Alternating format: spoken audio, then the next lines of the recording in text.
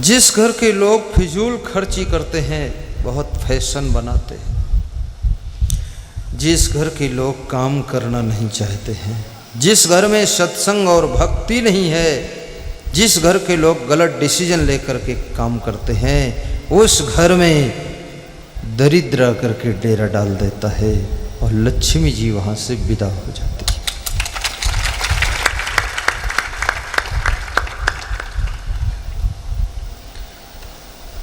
जिस घर के लोग समय पर सोकर जाग जाते हैं, बिना इजाजत सभी काम में लग जाते हैं, जिस घर में कोई आलसी नहीं है, जिस घर का मालिक बहुत बुद्धिमान है, जिस घर के सदस्य मालिक की हर बात को मानते हैं, जिसके द्वार पर अतिथि का सत्कार होता है, संत का आदर होता है, गुरु की पूजा होती है, जिसके घर में गुरुदेव का चरणामृत छिड़का जाता है, जिसके घर में प्रवचन की कैसेट बजती रहती है, गुरुदेव की वाणी गूंजती रहती है, जिस घर के लोग प्रवचन सुनने के लिए दौड़कर बैठ जाते हैं, जिस घर में संतोष है, एक दूसरे की मर्यादा को मानते हैं, जिस घर में अपने से बड़ों को डरा जाता है, जिस घर में छोटे लोग बड़ों के चरण छूते हैं, उस घर में लक्ष्मी आकर डेरा डाल देती है, वहां कभी गरीबी नहीं आती।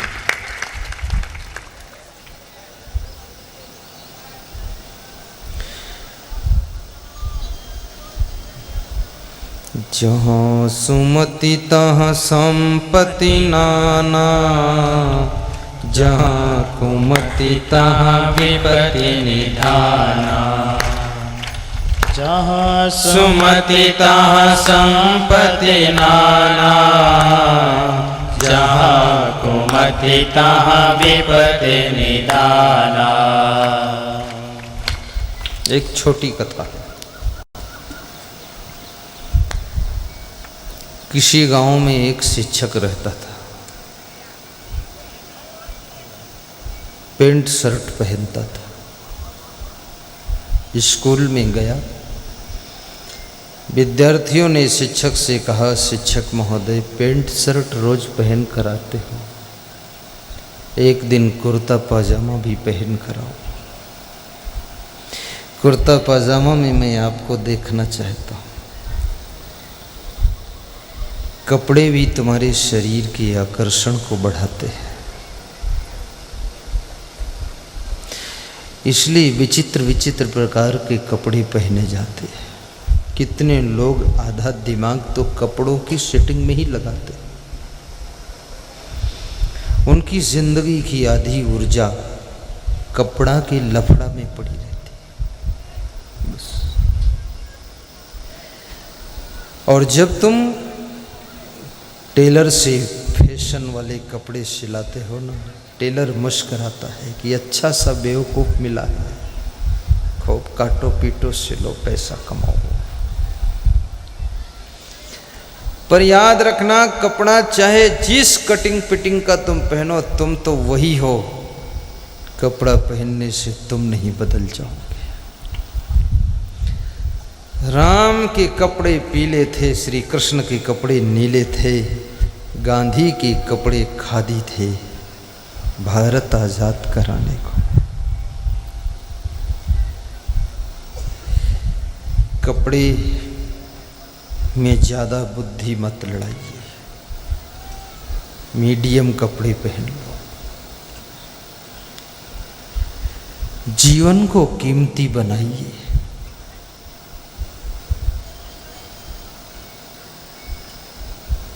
कपड़ों की सुंदरता,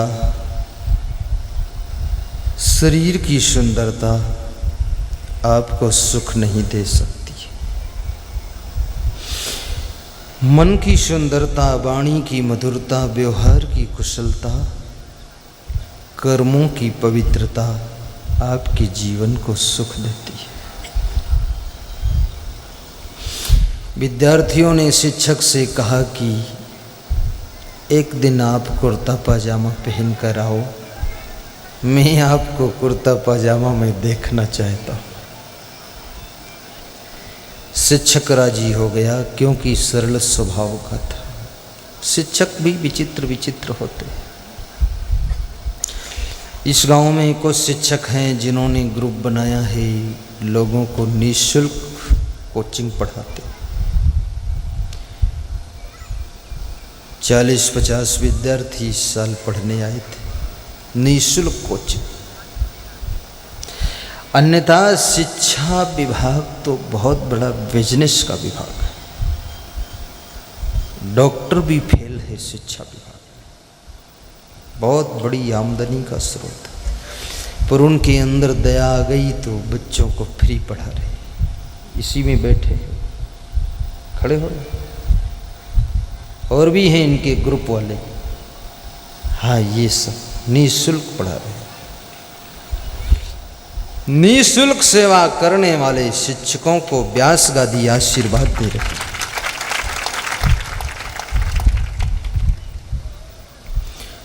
उनके लिए सेवा का महत्व है, उतना धन का महत्व नहीं। सेवा भी करना चाहिए। प्राचीन समय में इस प्रकार के शिक्षक हुआ करते थे। वो शिक्षक घर आया, मार्केट से कपड़ा मंगाकर टेलर को नाप दे दी, सवेरे कुर्ता पाजामा सिल कर आ गया। जब शिक्षक पहनकर खड़ा हुआ कुर्ता पाजामा तो टेलर की भूल के कारण पाजामा 4 अंगुल लंबा हो।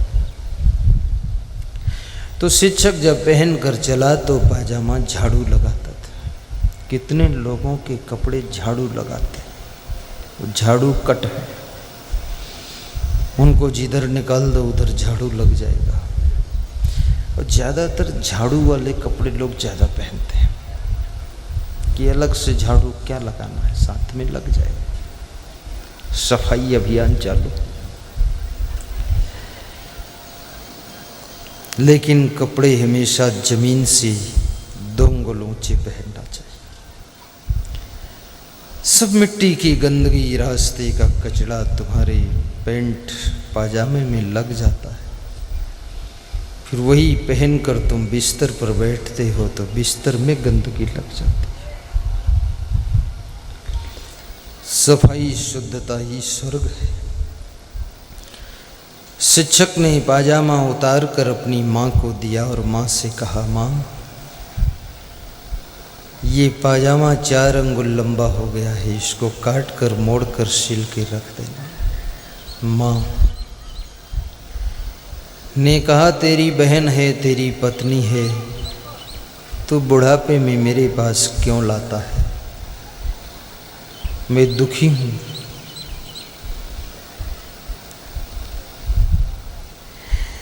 मेरी नज़रें कमज़ोर हैं। ये पाजामा बहन से सिला। माँ 80 साल की उम्र में है। माँ को जोश आ गया, पाजामा उठाकर फेंका तो मिट्टी में गिरा जा। शिक्षक पाजामा को उठाकर अपनी बहन के पास लाता है और कहता है, 4 अंगुल काट देना इसको। बहन ने कहा, पैसे कमा कर लाते हो, अपनी पत्नी के हाथ पर रखते हो, पाजामा छोटा कराना मेरे पास लाते।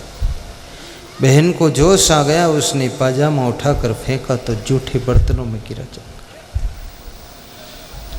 बहन का दिमाग 106 डिग्री पे है।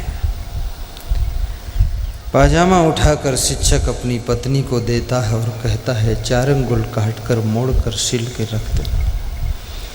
पत्नी ने कहा, दिन भर सारा काम मैं करती हूँ, झाड़ू लगाती हूँ, नाश्ता बनाती हूँ, बर्तन धोती हूँ, भोजन पकाती हूँ, बच्चों को रेडी करती हूँ, एक छोटा सा काम भी मेरे पास लाए हो, मुझे पागल बनाना चाहते हो, क्या इरादा है तुम्हारा? तुम्हारी बहन बैठी है, माँ बैठी है, उससे क्या छोटा सा काम नहीं करा सकते हो? पत्नी ने गुस्सा में पाजामा उठाया, फेंका तो नाली में गिरा जाकर। जिस रोज घर के सभी लोगों का दिमाग गर्म हो, उस रोज कंट्रोल करना बहुत कठिन हो जाता है। मैं निवेदन करूंगा, जिस रोज़ परिवार के सभी लोगों का दिमाग गर्म हो जाए तो थोड़ा समय का इंतज़ार करना, वक्त की तसल्ली करना, समय बीतने के बाद धीरे धीरे सबका दिमाग बदल जाएगा। वक्त की मार इंसान को बदल देती है, भूख की मार ईमान को बदल देती है, ईमान को बदल देती है। शिक्षक के आंसू आ जाते हैं, रुमाल से आंसू पोंछ लेता है, पाजामा को खूंटी में टांग देता है, पैंट शर्ट पहनकर स्कूल चला जाता है। स्कूल में हंसते हंसते बच्चों को शिक्षा देता है, किसी को एहसास नहीं होने देता कि घर में कुछ खटर पटर हुआ है। घर की टेंशन को स्कूल मत ले जाना, घर की चिंता को ऑफिस में मत ले जाना, घर की उलझन को दुकान पर लेकर मत जाना, दुकान की समस्या को घर में मत लाना। जीने की कला सीखो। कोई सवेरे बात हो जाए तो उसको दिन भर दिमाग में घुमाते मत रहना, उसको वहीं पर छोड़ देना और नए सिरे से कार्य को स्टार्ट कर देना। कितने लोगों की आदत होती है, अगर सुबह चाय के कारण नाराज हुए हैं तो अब वे सब जगह नाराज ही रहेंगे, राजी नहीं होते। नाराजी चाय की, ऑफिस में भी नाराज रहेंगे, दुकान में नाराज रहेंगे, ग्राहक से नाराज रहेंगे। इस प्रकार के लोग जीवन में सफल कम होते हैं। जिसको ज़्यादा गुस्सा आती है, बहुत ज़्यादा चिड़चिड़ा स्वभाव है, सावधान न रहो तो धीरे धीरे स्वभाव चिड़चिड़ा हो जाता है। चिड़चिड़ा समझते हो? कुछ बोलते रहना, कुछ न कुछ भाषण देते रहना। जिसको बोल रहे हैं वो रतलाम पहुंच गया है, फिर भी बोलते जा रहे हैं, चिड़चिड़े हो गए।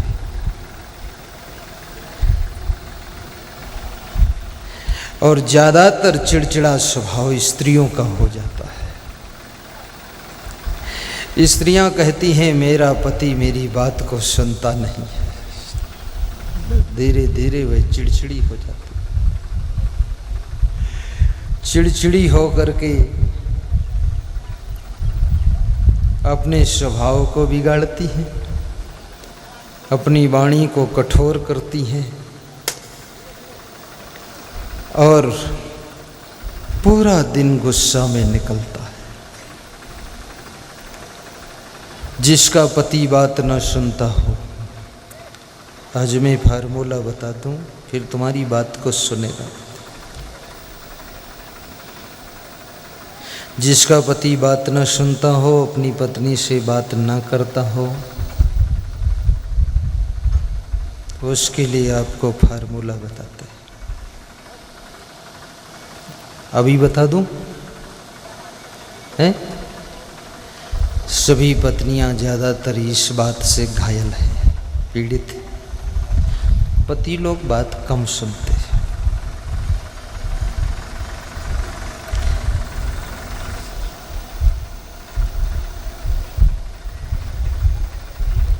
मैंने सुना है, यदि तुम्हारा पति बात नहीं सुनता है तो अपने पति की प्रशंसा कीजिए। प्रशंसा वाली बात को अपने पति से कहिए, उनको उनकी प्रशंसा सुनाइए। और इस दुनिया में ऐसा कोई व्यक्ति नहीं है जिसकी प्रशंसा करो और वो ध्यान से सुनने न लग जाए। वो ध्यान लगा देता है, कुछ और कहो। तुम नोक झोंक ज़्यादा निकालते हो, इसलिए तुम्हारा पति तुम्हारी बात को सुनना नहीं चाहता है। थोड़ा उसका गुणगान करना कि हे मेरे पति देव, तुम बहुत अच्छे हो, राम से भी ज़्यादा अच्छे पति हो, फिर सुनेगा।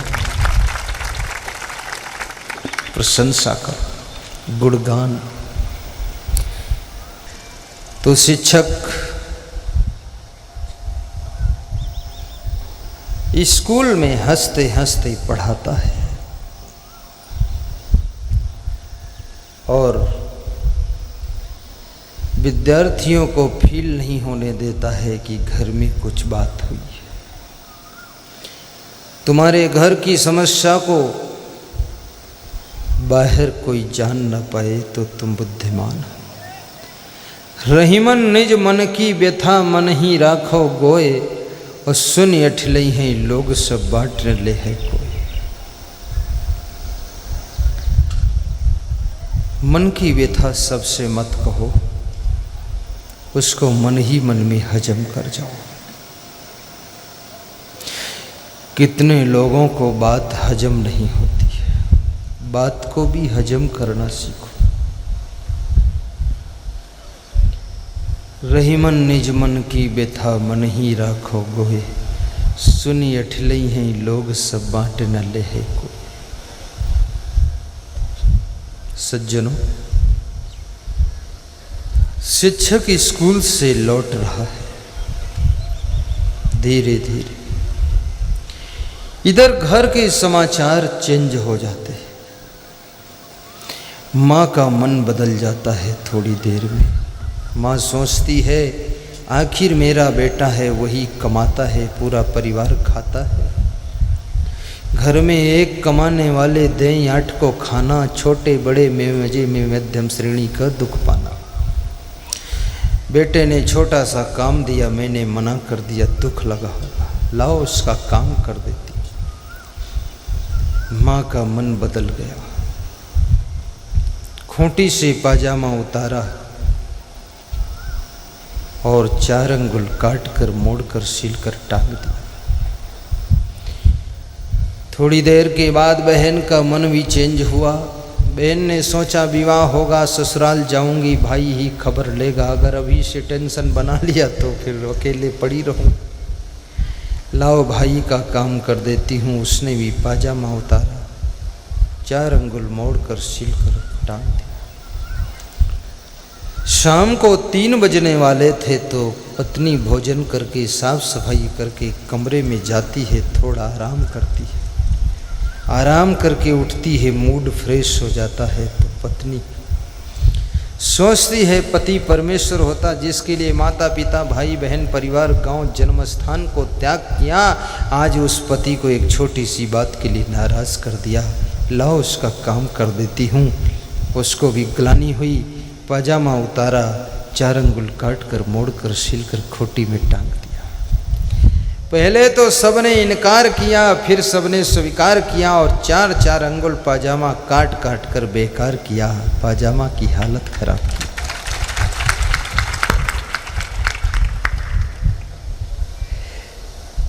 शिक्षक आता है, हंसते हुए माँ मिलती है, कहती बेटा तेरा पाजामा ठीक हो गया है। बहन ने कहा भाई साहब धन्यवाद, पाजामा रेडी है, नाराज मत होना। पत्नी ने कहा कि पति परमेश्वर होता है, आपका काम हो चुका है। शिक्षक सोचता है आज मेरे घर में लगता है सुमत सलाह हो गई है, पाजामा कंप्लीट है। तीनों ने मिल के काम किया। शिक्षक पैंट निकालता है और पाजामा पहनकर खड़ा होता है तो शिक्षक आश्चर्य में डूब जाता है कि पाजामा ना तो पाजामा में रह गया ना अंडरवियर में रह गया। पाजामा की हालत खराब हो गई। शिक्षक ने माँ से पूछा माँ तूने पाजामा कितना काटा है? माँ ने कहा 4 अंगुल। बहन तू? बोले 4 अंगुल। वाइफ तू? बोले 4 अंगुल। बोले सलाह करके नहीं काटा। तीनों ने कहा इस घर में सलाह नहीं होती, सब मनमानी करते हैं। अपने अपने ढंग से सबने 4-4 अंगुल काटा, मोड़ मोड़ कर काटा, इसलिए 16 अंगुल कट गया। पाजामा बर्बाद हो गया। अब पाजामा ना पाजामा रहा ना अंडरवियर रहा, पाजामा बेकार हो गया। शिक्षक ने मन में विचार किया जिस घर के लोग आपस में सुमत नहीं रखते, समता नहीं रखते, विवेक नहीं करते, सलाह नहीं करते, प्लानिंग से काम नहीं करते, उस घर के काम पाजामा की तरह कट पिट कर खराब हो जाते हैं, बर्बाद हो जाते हैं। जहाँ सुमति तहाँ संपत्ति नाना,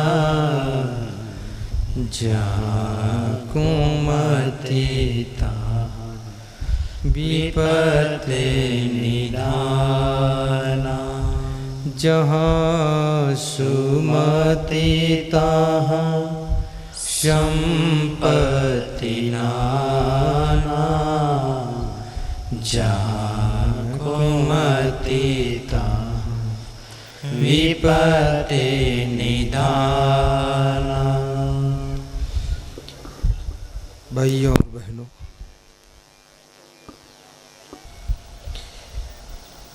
तो वो भिखारी अपने जीवन की कथा सुना रहा है कि जब मैं गृहस्थ आश्रम में था, ये उस समय की बात है जब मैं गृहस्थ था, निर्धनता के दुख में ही सदा रहा व्यस्त था, सदा रहा व्यस्त था। निर्धनता के दुख में ही सदा रहा व्यस्त था, सदा रहा व्यस्त था। ये उस समय की कथा है जब मैं गृहस्थ आश्रम में था। बहुत गरीबी थी और गरीबी का दुख भी गृहस्थ भोग सकता है, लेकिन एक और दुख है जो सह नहीं सकता, संतान न होने का दुख।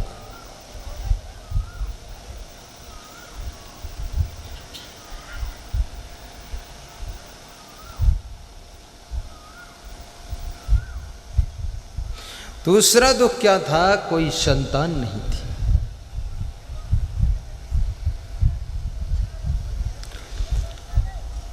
दूसरा दुख ये था, संतान नहीं थी। संकट में काम बुद्धि भी कुछ करती नहीं थी, काम करती नहीं थी।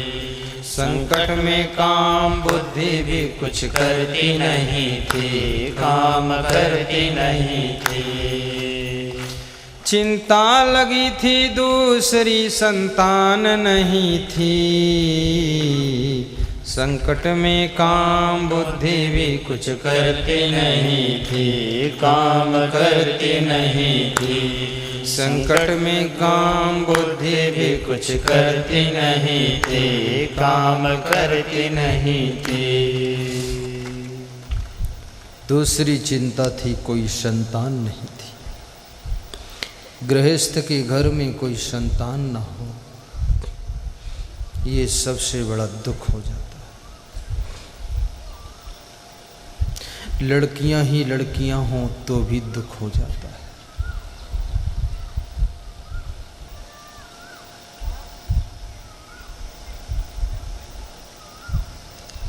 मन में इच्छा होती है एक लड़का होता तो ठीक था, वंश चल जाता।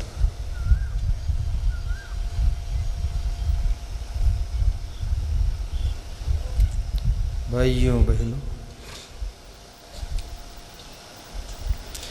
महाराजा दशरथ के 3 रानियां हैं और एक भी संतान नहीं।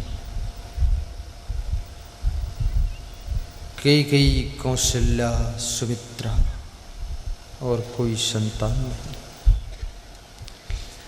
राजा दशरथ कभी कभी राजमहल में सोचते सोचते दुखी हो जाते थे। 3 रानियां और कोई संतान नहीं।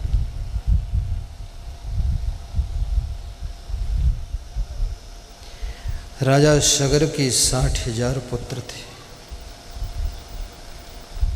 जो कि कपिल मुनि के श्राप से 1 सेकंड में जलकर भस्म हो गए थे।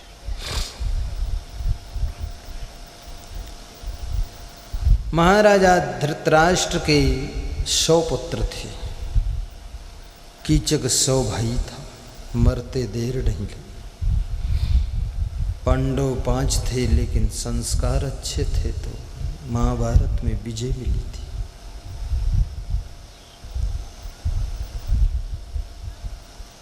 सज्जनों, महाराजा दशरथ बहुत दुखी है। किसी महात्मा ने उनको सलाह दिया कि पुत्रेष्ठ यज्ञ करो तो पुत्र का जन्म हो सकता है। कहते हैं पुत्रेष्ठ यज्ञ किया, यज्ञ में खीर बनी, खीर रानियों ने खाया तो 4 पुत्र हुए। धीरे धीरे पुत्र बड़े हो गए। राम का विवाह अयोध्या में हो रहा है। अयोध्या की स्त्रियां राम के साथ मनोरंजन कर रही। स्त्रियों का स्वभाव मनोरंजक होता है, मजाकी होता है, तो मजाक करते हैं। क्या अति उदार करतूत दार सब अवधपुरी की बामा, खीर खाए पैदा सुत करती पतिकर कछु नहीं कामा। जनकपुर की स्त्रियां राम से कहती हैं कि अयोध्या की स्त्रियां बड़ी उदार हैं, कलाकार हैं, खीर खाकर बच्चे पैदा करती हैं, पति का कोई काम ही नहीं। ऐसा बोला। तो जनकपुर की जो जानकी जी की सखियां हैं वे ऐसा जब बोलती हैं तो राम जी नाराज नहीं होते। राम एक सुलझा हुआ जमाई है, नाराज नहीं होता। ये तो आजकल का कलयुगी जमाई होता तो भाग जाता है। कितने दामाद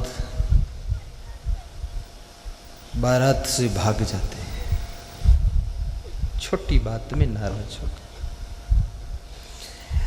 मैं छोटा था तो एक आदमी रो रहा था। वो बिजली लाइन में काम करते थे, सिर पकड़ के रो रहा था। तो मैं पूछा ये क्यों रो रहा है? बोले इसका दामाद भाग गया है, बेटी का विवाह है, मेहमान सब घर में हैं, दामाद भाग गया है। मैंने कहा दामाद क्यों भाग गया?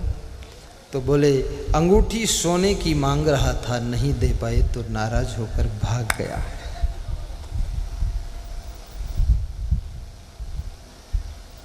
एक छोटे से सामान के कारण भाग गया।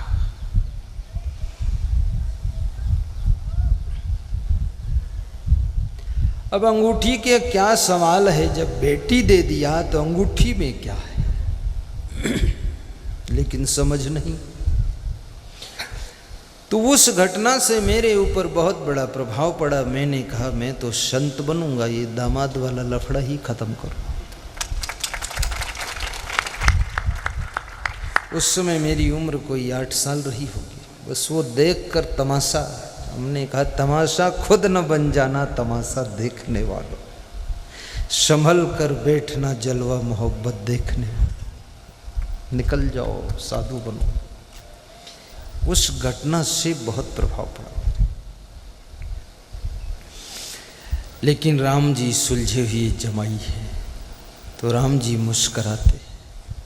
सखी वचन सुनकर रघुनंदन बोले मृदु मुस्काते, आपन चाल छिपावो प्यारी कहो आन की बातें। कोई नहीं जन्मे मात पिता बिनु बंधी वेद की नीति, तुम्हारे तो सब मही से उपजई अस हमरे नहीं रीति। राम ने मधुर मुस्कुरा करके जवाब दिया कि माता पिता के बिना किसी का जन्म नहीं होता है, वेद का नियम है। और तुम्हारे जनकपुर में तो मिट्टी से, धरती से बच्चे पैदा होते हैं, हमारे अयोध्या में ऐसा नहीं होता।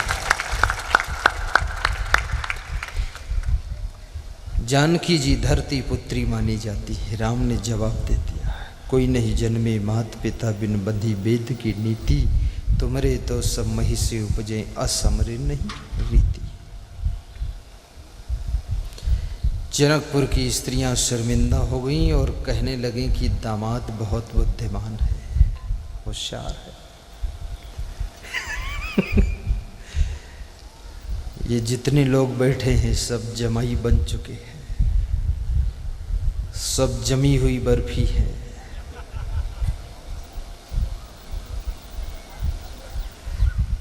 बुद्धिमान दामाद बनो, बुद्धिमान बेटे बनो, बुद्धिमान पति बनो, बुद्धिमान गुरु बनो, बुद्धिमान शिष्य बनो, बुद्धिमान भाई बनो। हर कार्य को विवेक से संभल संभल करके करो। साहिब बंदगी बोलो।